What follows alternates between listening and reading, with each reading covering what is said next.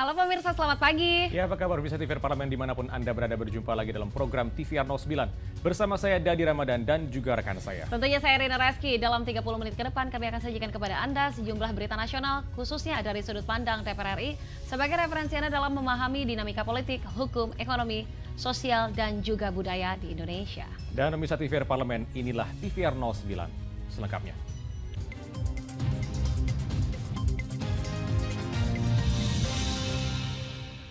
Kita awali TVR 09 pagi ini pemirsa dengan berita dari Komisi 11 DPR RI yang menyambut positif peran Bank Indonesia dalam meningkatkan kualitas usaha mikro, kecil, dan menengah sehingga kedepannya pelaku UMKM mendapat bersaing secara nasional dan internasional. Anggota Komisi 11 DPR RI Muhammad Misbakun menyambut positif peran Bank Indonesia dalam meningkatkan kualitas usaha mikro, kecil, dan menengah sehingga pelaku UMKM dapat bersaing secara nasional dan internasional.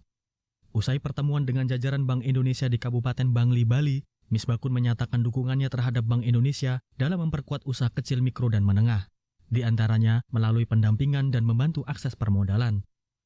Misbakun juga mengapresiasi peran Bank Indonesia yang telah melakukan penguatan market intelligence dan digital hub dalam mendukung pertumbuhan UMKM. Meningkatnya standar UMKM diharapkan dapat berdampak pada menguatnya tenaga kerja lokal yang mampu mewujudkan pertumbuhan ekonomi nasional.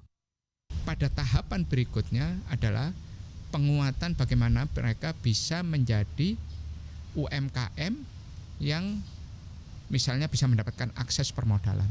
Status UMKM-nya menjadi status yang lebih kuat, baik dari sisi pembiayaan. Kalau pembiayaannya kuat, dari KUR tentunya harus meningkat ke kredit investasinya untuk pembiayaan. Dan tentunya harus penguatan kepada apa? Kepada struktur pasar mereka. Nah, struktur pasar yang kuat itu ada di mana? Nah, inilah yang selama ini dilakukan oleh BI termasuk pada penguatan market intelligence, kemudian penguatan kepada digital hub. Lebih lanjut, Misbakun menekankan pentingnya penguatan akses keuangan dan kemampuan pelaku UMKM dalam membuat laporan keuangan, di mana hal itu dapat berpengaruh pada peningkatan status UMKM. Dari Bali, Helmi Darmawan, TVR Parlemen, melaporkan. Dan pemirsa, berita selanjutnya datang dari Komisi 6 DPR RI yang mendorong Bio Farma selaku nahkoda holding BUMN farmasi di sini untuk bertransformasi menjadi industri berbasis riset. Tentunya agar memiliki kemampuan untuk memproduksi bahan baku dan juga mengembangkan inovasi jenis obat. Guna memenangkan persaingan dalam industri farmasi, Komisi 6 DPR RI mendorong Bio Farma selaku nahkoda holding BUMN farmasi bertransformasi menjadi industri berbasis riset. Tujuannya agar memiliki kemampuan untuk memproduksi bahan baku dan mengembangkan inovasi jenis obat. Wakil Ketua Komisi 6 DPR RI Muhammad Hekal menyatakan saat ini industri farmasi Indonesia dapat memproduksi 90% kebutuhan dalam negeri, sementara sisanya masuk pasar ekspor. Namun sayangnya, hampir 95% komponen produksi masih bergantung pada bahan baku impor yang didatangkan dari Tiongkok dan India. Maka dari itu, Komisi 6 mendorong pembentukan holding BUMN farmasi yang beranggotakan Bio Farma, Kimia Farma, Indo Farma, dan Inuki. Sehingga industri farmasi nasional dapat memanfaatkan seluruh sumber daya dan teknologi untuk memproduksi bahan baku obat secara mandiri. Semua sadar bahwa ternyata lebih dari 90% daripada bahan baku obat ini kan impor. Itu menjadi perhatian khusus kita semua. Kenapa kita nggak bikin obat-obat sendiri? Perasaan kita juga negara keempat terbesar. Menurut apa yang disampaikan oleh Direksi Bio Farma, ternyata bahan baku obat itu didominasi oleh dua negara yaitu Cina dengan India. Jadi ternyata menjadi keempat aja nggak cukup ini. Nah, tapi ini harus menjadi keputusan pemerintah. Apakah kita mau melangkah ke situ? Untuk memenuhi bahan baku obat dalam negeri, Komisi 6 meminta pemerintah dan Bio Farma menyusun roadmap pengembangan bahan baku. Melalui roadmap, diharapkan terjalin kerjasama antara instansi terkait dalam memperjuangkan satu visi untuk memproduksi bahan baku obat secara mandiri. Dari Bandung, Jawa Barat, Fajar Ilhami, TVR Parlemen, melaporkan. Pemirsa, Kota Bontang, Kalimantan Timur merupakan wilayah yang masuk dalam pilot project metode Wolbachia untuk menekan angka kasus penyakit malaria dan demam berdarah. Sebab pada tahun 2022, Bontang sempat mengalami 2 kali kejadian luar biasa. Dan di sini pemirsa, untuk menyaksikan informasi selengkapnya akan kami hadirkan tentunya usai jeda. Jangan kemana-mana, tetaplah di TVR 09.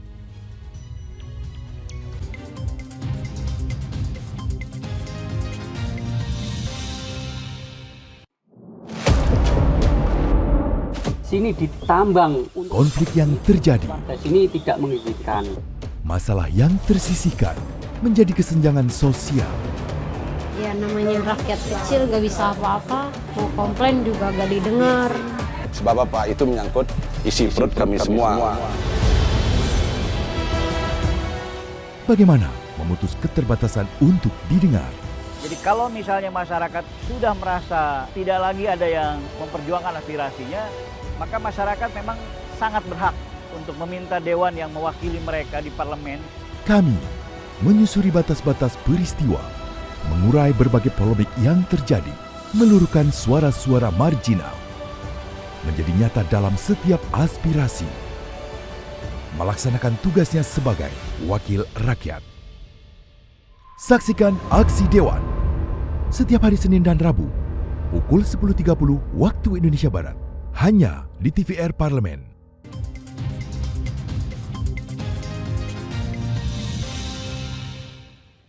Kembali di TVR 09. Anggota Komisi 9 DPR RI menilai upaya pemerintah Kaltim bersama Kementerian Kesehatan dalam menerapkan metode nyamuk Wolbachia perlu diuji lebih lanjut. Jika terbukti ampuh mengatasi wabah DBD, maka metode Wolbachia patut dikembangkan. Kota Bontang, Kalimantan Timur merupakan wilayah yang masuk dalam pilot project metode Wolbachia untuk menekan angka kasus penyakit malaria dan demam berdarah. Sebab pada tahun 2022, Bontang sempat mengalami 2 kali kejadian luar biasa. Berkaitan dengan itu, Komisi 9 DPR RI berkunjung ke Kalimantan Timur untuk meninjau hasil dari pilot project Wolbachia. Anggota Komisi 9 DPR RI Edi Wuryanto menilai upaya pemerintah Kaltim bersama Kementerian Kesehatan dalam menerapkan metode nyamuk Wolbachia perlu diuji lebih lanjut. Jika terbukti ampuh mengatasi wabah DBD, maka metode Wolbachia patut dikembangkan hingga ke seluruh kota di Kalimantan Timur. Tujuannya untuk meminimalisir wabah DBD, utamanya di lingkup daerah yang menjadi titik pembangunan ibu kota Nusantara. Alasannya, karena persoalan kesehatan itu dapat mengganggu iklim investasi. Kan Kemenkes sekarang membuat pilot project di beberapa kota untuk menekan nyamuk Aedes aegypti dengan nyamuk Wolbachia. Saya kira ditunjuklah salah satu kota Bontang. Nah ini nanti kita lihat kalau memang penelitian tentang penerapan Wolbachia ini bisa menekan kasus demam berdarah, maka saya kira itu akan menjadi terobosan baru di dalam menurunkan angka penyakit demam berdarah di Provinsi Kalimantan Timur. Pada tahun 2023, Dinas Kesehatan Provinsi Kaltim mencatat lebih dari 2.000 orang terkena penyakit demam berdarah. Pasien DBD itu tersebar di beberapa kota seperti Balikpapan, Samarinda, dan Kutai Kartanegara. Tak heran bila Kalimantan Timur masuk dalam pilot project pengembangan nyamuk Wolbachia yang dipercaya dapat meredam penyebaran virus DBD. Dari Kalimantan Timur, Rizky Kurniawan, TVR Parlemen melaporkan. Dari Komisi 9 kita beralih ke Komisi 3 DPR RI yang di sini menekankan pembinaan serius dan juga berkelanjutan terhadap para aparat penegak hukum menjadi hal yang penting pemirsa. Tentunya terutama untuk menjamin profesionalitas dan juga komitmen para aparat. Komisi 3 DPR RI menilai pembinaan serius dan berkelanjutan terhadap para aparat penegak hukum menjadi hal yang penting, terutama untuk menjamin profesionalitas dan komitmen para aparat agar tak pandang bulu dalam supremasi penegakan hukum. Dalam kunjungan kerja reses ke Surabaya, Jawa Timur, anggota Komisi 3 DPR RI Ahmad Baidowi mengatakan dalam kurun waktu 6 tahun terakhir terdapat 2 kepala kejaksaan negeri yang berurusan dengan KPK hingga OTT. Dengan kata lain, kedudukan pejabat publik memiliki resiko dan godaan besar. Baidowi menilai persoalan ini harus menjadi perhatian Kepala Kejaksaan Tinggi Jawa Timur, salah satunya dengan memberi pembinaan yang lebih serius. Terkait persoalan ini harus menjadi perhatian dalam konteks pembinaan. Jangan sampai lengah dalam melakukan pembinaan terhadap jajarannya. Karena memang aparat penegak hukum, kita sebagai pejabat publik, itu godaannya sangat tinggi gitu. Jadi memang harus ada manajemen organisasi, manajemen kepemimpinan, manajemen leadership yang ditanamkan kepada para kepala kejaksaan.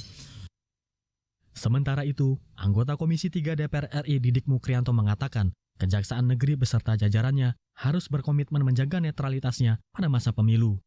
Alasannya, karena hal itu juga menyangkut profesionalitas dalam penegakan hukum, terutama yang terkait dengan sengketa pemilu. Karena bagaimanapun juga Sitnraga Kumdu itu juga melibatkan aparat penegak hukum dari kejaksaan, kami ingin memastikan jaksa harus profesional dalam penanganan Gakumdu ini. jaksa juga harus melihat sebuah persoalan secara utuh begitu. Dari Surabaya, Jawa Timur, Rangga Wijaya, TVR Parlemen melaporkan. Pemirsa, Komisi 6 DPR RI mendukung Badan Usaha Milik Negara dan PT Perkebunan Nusantara untuk membentuk holdingisasi demi mengoptimalkan produksi gula di wilayah Jawa Timur. Komisi 6 DPR RI mendukung Badan Usaha Milik Negara dan PT Perkebunan Nusantara untuk membentuk holdingisasi demi mengoptimalkan produksi gula di wilayah Jawa Timur. Dalam pertemuan dengan stakeholder BUMN di Jawa Timur, Wakil Ketua Komisi 6 DPR RI Sarmuji menekankan langkah strategis yang dapat diambil untuk meningkatkan kinerja perusahaan dalam mendukung pertumbuhan ekonomi daerah, termasuk upaya bersama dalam peningkatan infrastruktur perkebunan dan pemberdayaan masyarakat dalam produksi gula lokal. Sejauh ini, perusahaan-perusahaan penghasil gula telah digabung menjadi satu entitas, yakni Sugarco. Praktek reorganisasi atau holdingisasi dalam sektor gula ini diyakini membawa dampak efisiensi yang signifikan. Namun, Sarmuji menyoroti kendala utama yang dihadapi dalam industri gula tanah air, yakni kurangnya intensitas pembinaan dari pabrik gula ke petani, serta masalah penyediaan benih. Artinya, perlu ada perbaikan dalam aspek teknis di lahan perkebunan. Di awal-awal saja sudah berhasil melakukan efisiensi, sehingga di tahun pertama bisa langsung mendapatkan keuntungan dari sebelumnya mengalami kerugian lebih dari 300 miliar. Sekarang mendapatkan keuntungan lebih dari 50 miliar. Kita juga ingin ada pembinaan yang intensif lagi di on-farm antara petani dengan pabrik gula. Ini yang pada akhir-akhir ini agak menurun. Kalau dibilang itu kendala, itulah sebenarnya kendala utamanya. Dalam beberapa tahun terakhir, pemerintah melalui Kementerian BUMN telah melakukan holdingisasi di sejumlah sektor. Cara itu dapat menjadi solusi untuk penguatan modal produksi serta meningkatkan efektivitas dalam pembiayaan. Dari Jawa Timur, Slamet Sanjaya, TVR Parlemen melaporkan. Tingginya potensi cuaca ekstrim di Indonesia, terutama saat memasuki libur Natal dan juga Tahun Baru, perlu menjadi di sini perhatian khusus untuk seluruh stakeholder baik BMKG hingga pemerintah daerah harus terus aktif berkoordinasi dalam mitigasi bencana. Tanah longsor dan angin kencang pada bulan Desember kerap mengalami peningkatan intensitas di sejumlah wilayah tanah air. Dan pemirsa, informasinya akan kami hadirkan sesaat lagi. Jangan kemana-mana, tetaplah di TVR 09.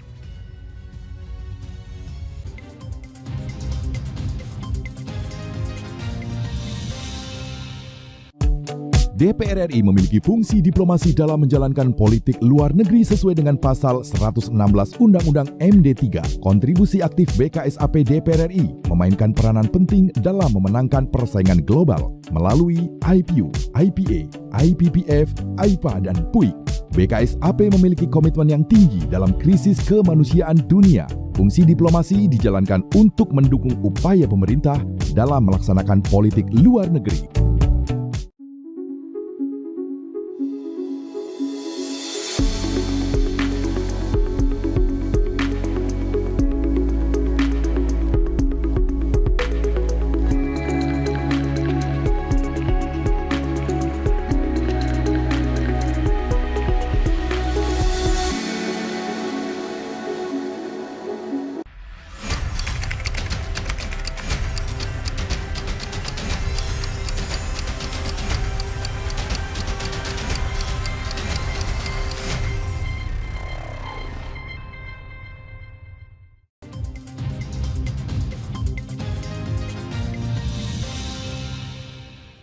Terima kasih Anda masih menyaksikan TVR 09. DPR RI menegaskan informasi prediksi cuaca dari BMKG menjadi unsur penting yang perlu diperhatikan oleh semua pihak penyelenggara angkutan transportasi. Hal ini dapat meminimalisir dampak dari bencana alam. Dan tentunya selain mempersiapkan infrastruktur keamanan transportasi, diperlukan juga langkah antisipasi lonjakan mobilitas masyarakat saat libur Natal dan juga Tahun Baru. DPR RI mendukung program operasi lilin yang dilakukan oleh pihak kepolisian guna menjaga keamanan dan ketertiban di tengah masyarakat. Untuk mengetahui informasi selengkapnya, mari kita simak laporan mendalam yang telah dihimpun oleh tim redaksi TVR Parlemen dalam segmen editorial Parlemen berikut ini.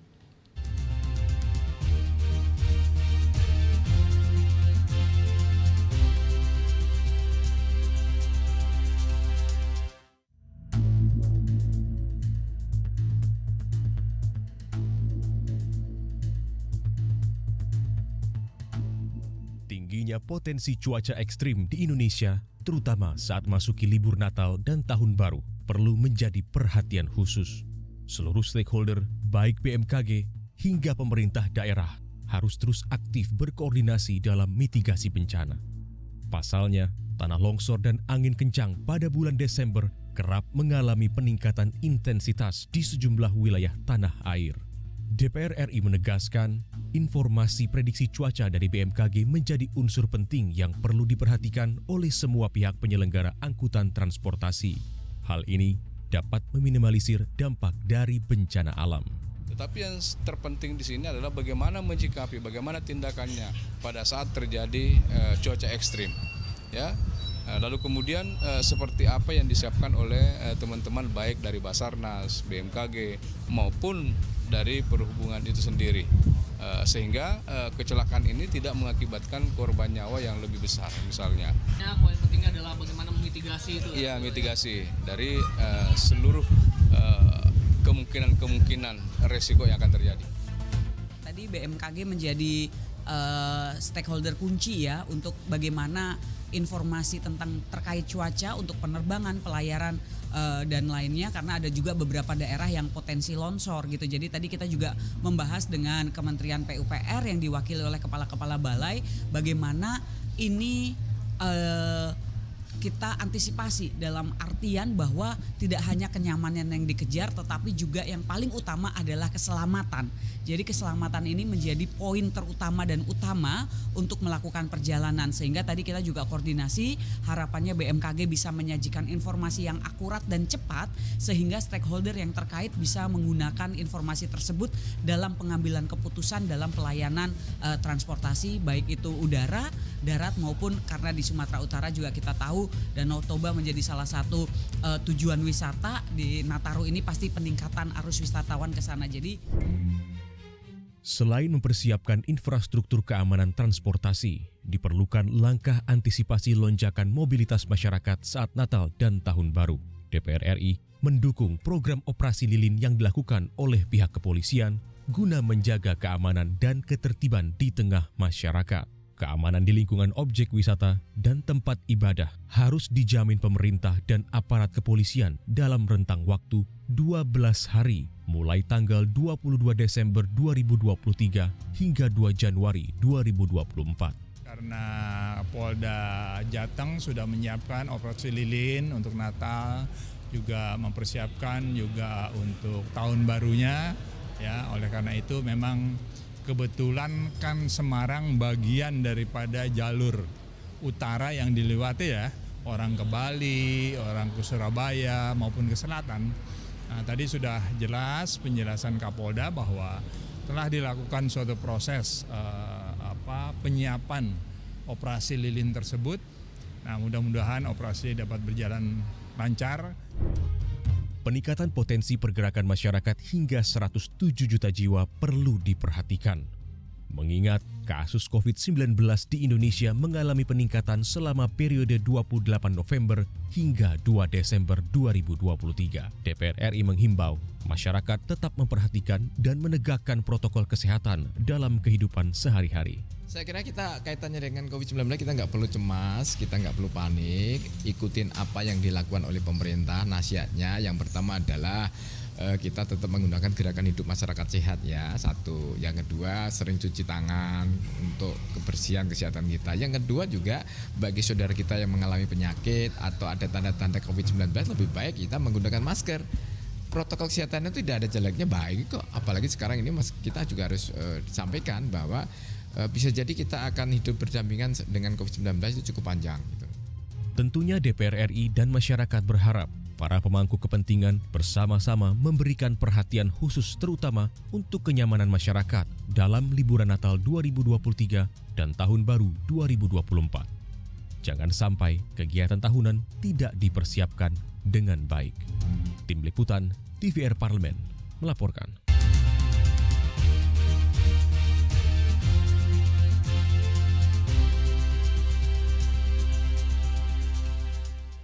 Memiliki beragam makanan yang penuh cita rasa dan menggugah selera yang sudah terkenal di kancah dunia membuat Indonesia menjadi negara favorit untuk dikunjungi, terutama bagi para pecinta kuliner. Keanekaragaman bahan dan juga rempah-rempah yang ada membuat makanan di setiap daerah memiliki cita rasa dan juga ciri khas pemirsa. Nah, bagaimana seperti apa kuliner Indonesia yang diakui di dunia? Jangan kemana-mana, kami akan hadirkan saat lagi. Untuk itu tetaplah bersama kami di TVR 09.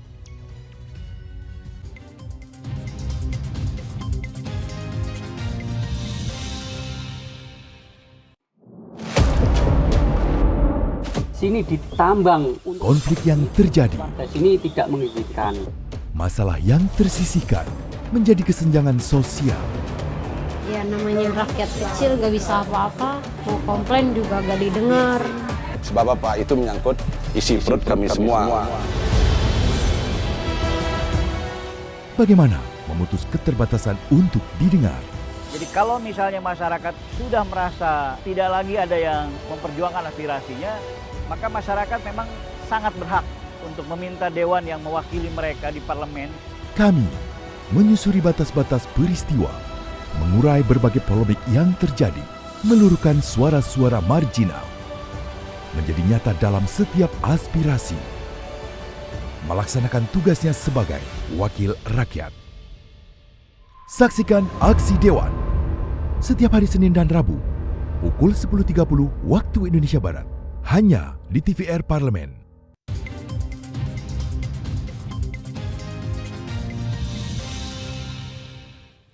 Kembali di TVR 09. Pemirsa, makanan Indonesia sudah diakui sebagai warisan budaya Indonesia dan salah satunya yaitu lumpia yang merupakan makanan khas Semarang, Jawa Tengah yang diakui oleh UNESCO sejak tahun 2014. Dan tentunya bukan hanya rasa, namun kisah makanan Indonesia yang juga berbicara tentang warisan budayanya. Dan tanpa berlama-lama lagi, mari kita saksikan tayangan makanan Indonesia yang diakui dunia pada segmen Intips, informasi dan tips. Berikut ini.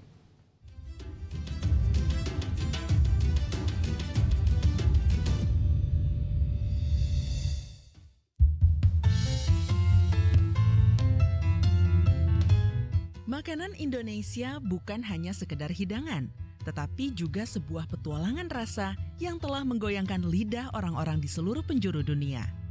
Dari nasi goreng yang kaya rempah hingga rendang yang meriah, kuliner Indonesia telah menemukan tempat istimewa di hati pecinta makanan global.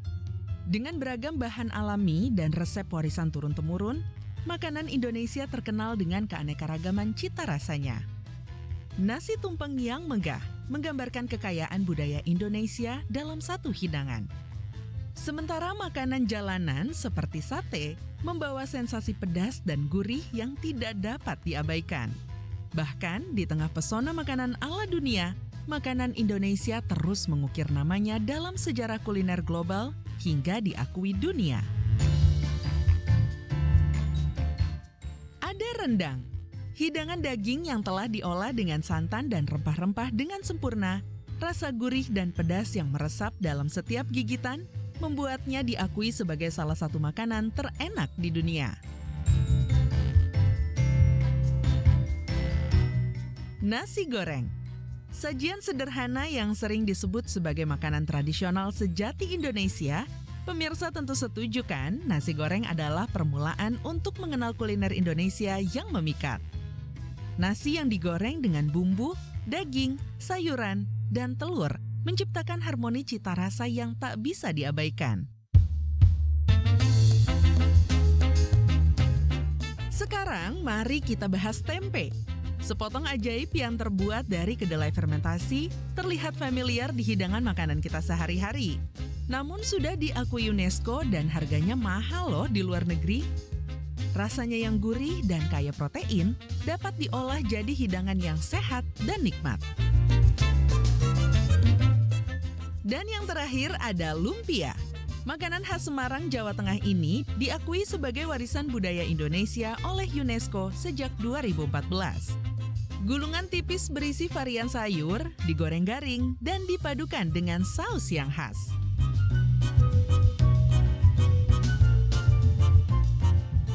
Masih banyak makanan Indonesia yang layak untuk diakui dunia. Karena kisah makanan Indonesia lebih dari sekedar rasa, tapi juga cerita tentang warisan budaya. Inilah alasan mengapa makanan Indonesia terus menjadi sajian terhormat di meja-meja di seluruh dunia. dan menarik penikmat makanan untuk menjelajahi ragam rasa yang ditawarkannya.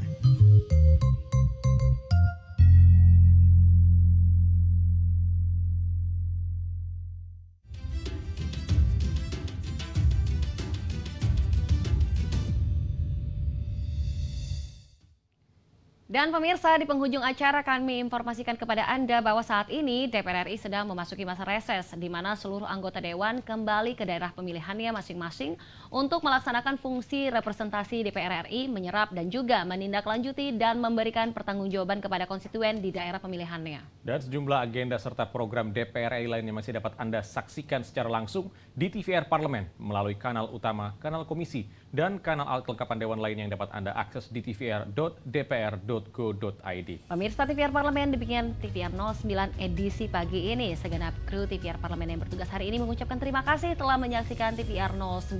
Saya Riri Reski dan juga rekan saya Dari Ramadan, sampai jumpa di TVR 09 esok hari. TVR Parlemen, referensi Indonesia.